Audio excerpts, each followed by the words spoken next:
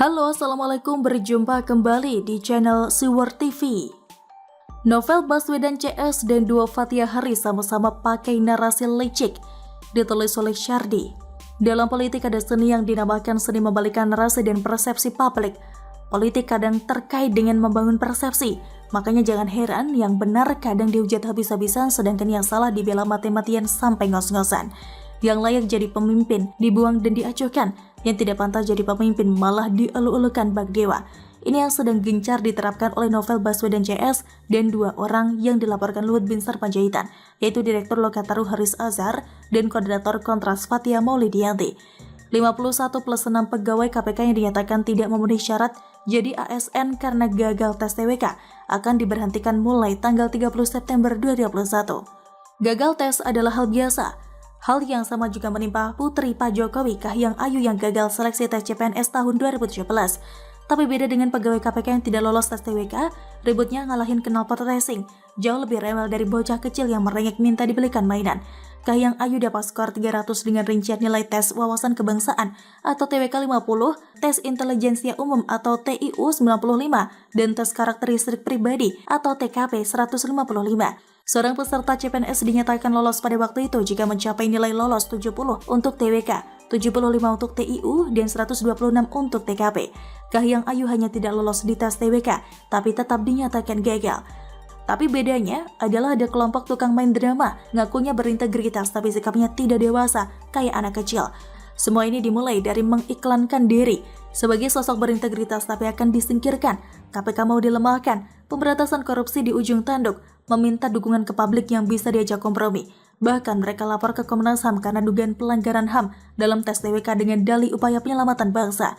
Jika diyakini maka yang menjadi salah adalah pihak pemerintah, bukan? Ini adalah taktik licik untuk membalikkan opini dan persepsi. Bahkan mahasiswa lewat BMSI tidak segan-segan memberi ultimatum kepada Presiden Jokowi dalam waktu 3x24 jam untuk mengambil sikap. Jika ultimatum tersebut tidak direspons, mereka akan mengancam turun ke jalan melakukan aksi.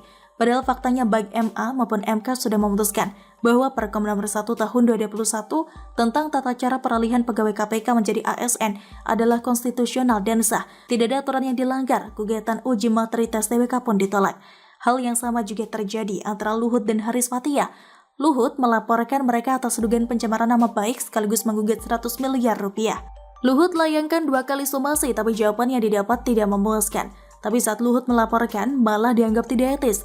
Buktinya adalah saat Ketua Yayasan Lembaga Bantuan Hukum Indonesia atau YLBHI, Asfinawati mengatakan apa yang dalami kliennya, Fathia Maulidia, semakin memperlihatkan ciri-ciri negara otoriter.